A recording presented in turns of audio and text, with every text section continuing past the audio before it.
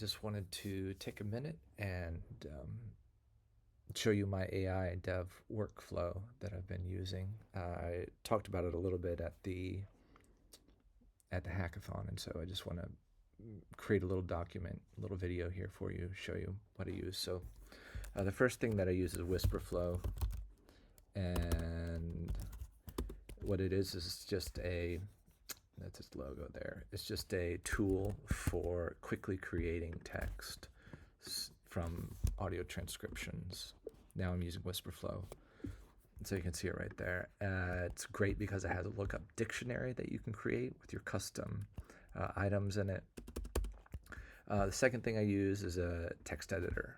I like IA Writer, Sublime, and the reason I like these is because I don't like all the formatting problems that I get when I try to use something like Notes or Word. I just want plain text. I want to see all the parts that are there, and so I like to use a text editor. I'm going to show you here something.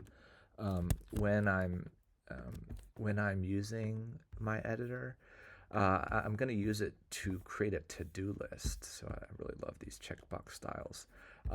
For when I'm thinking, I want to put down ideas, and so I'm going to use a text editor because it's much more clear, and it doesn't go away. It's not part of a session with an AI agent. All right. Next, I'm going to go over here and show you my iTerm setup. Now, iTerm is a terminal. I use it on the Mac, and I like to have 6 or 7 with the tab windows open. So just let me run through the way I have it set up, and I'm using dimming here to switch between the to show which tab is active here. So in this top center, I like to have my primary window, and then to the next I have my secondary windows, second thing I'm thinking about. Down here at the bottom, I like to check in with my documentation. That's a key piece that I go to again and again. Down here, I like to write and run tests in this window right there, and you can see that's the letter I'm sending to you guys. And then finally down here, I have my shell running. I have the npm run dev going on here, and then any shell commands that I'm using down here. Okay. So ideally, I can get 6 of these running at one time. And it feels really productive when that's going on. One of the things that I like to do when I'm in a window is sometimes I want to make it bigger. And so I'm going to tell you another piece of software that I just started using while I was in Rome. It's called Rectangle. And Rectangle allows you to create shortcuts for putting things on a screen. So when I'm in iTerm here, and I like to push Control Option semicolon, which makes it larger, and then I do Control Option bracket, left bracket, to put it back in place. And so what I'm doing here is I'm making things bigger and littler to use the screen based on what I'm focusing on at the moment. And the setting that I used is large enough so I can see the edges of other things that are going on in there. Okay, so that's how I use iTerm and Rectangle.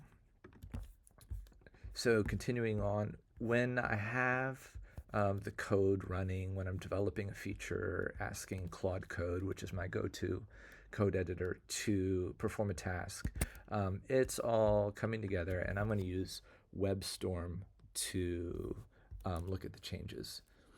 And it's just my preferred IDE, and push and commit through WebStorm. And while I'm running all those things, sometimes I have questions. I'll hop over to Claude itself and ask Claude to explain something, or to look up something, or to ask it, how can I code faster, or curiosities while I'm waiting on the other agents to finish. And then finally, I just want to show you how I made a little command in Keyboard Maestro, which is another piece of software where you can create keyboard shortcuts on the Mac. There are comparative versions, comparative software on Windows, And what that does is when I have a Claude session open, I just push caps lock and C. It quits and starts Claude back again to reset the context and open the Claude file again, which is the command file that is running the agent. Also, I forgot to tell you about this panel up here. I'm working on the README, the home page, and marketing up here in this agent. So what I'm trying to tell you is that I have this kind of triangle of things that I'm thinking about, trying to run all at once. Usually now I'm starting with documentation. If I can document something, I can get a lot of traction out of it. If it's documented, I can get testing out of it, I can get user documentation out of it, and I can get code out of it. Documentation is the modern interface for preparing things. Then once it's documented, or maybe while I'm working on the code, then the agent's ready to write the code because things are documented. Simultaneously, then I'm going to have another agent work on the testing according to this documentation. And so these are the three concepts that I think should be considered again and again. And in fact, they can be done many at the same time or similar times. So that's my AI development workflow. Maybe it'll help you a little bit. I've got my OutwardSign repository here. It's got a lot of this documentation, so you can see that I've been working on. I put that in the docs folder. See all those files that I'm working on. I put my code in the source file. This is the Next.js, and tests in the test folder. So back and forth to these docs, source, tests.